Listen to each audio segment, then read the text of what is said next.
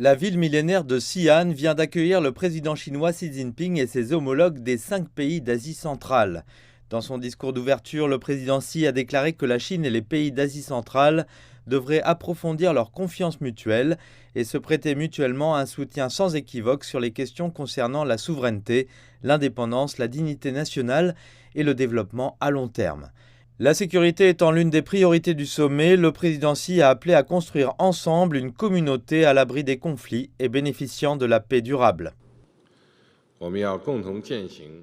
Il est important que nous agissions dans le cadre de l'initiative de sécurité mondiale et que nous restions fermes contre les tentatives des forces extérieures d'intervenir dans les affaires intérieures des pays de notre région ou de déclencher des révolutions de couleur. Nous devons maintenir une tolérance zéro à l'égard des 3 forces que sont le terrorisme, le séparatisme et l'extrémisme, et nous efforcer de résoudre les problèmes de sécurité dans notre région.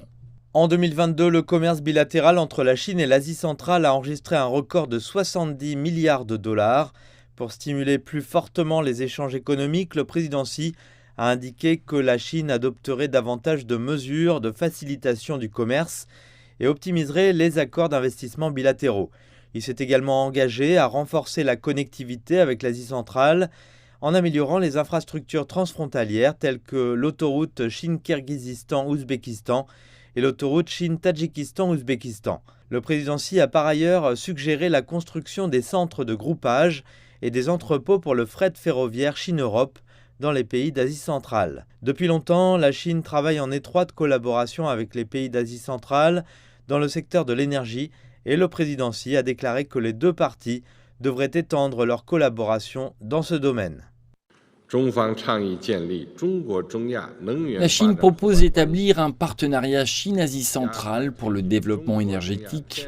Nous devons accélérer la construction de la ligne D du gazoduc Chine-Asie centrale, élargir le commerce du pétrole et du gaz, développer la coopération sur toute la chaîne industrielle de l'énergie et intensifier la coopération sur les énergies nouvelles et l'utilisation pacifique de l'énergie nucléaire.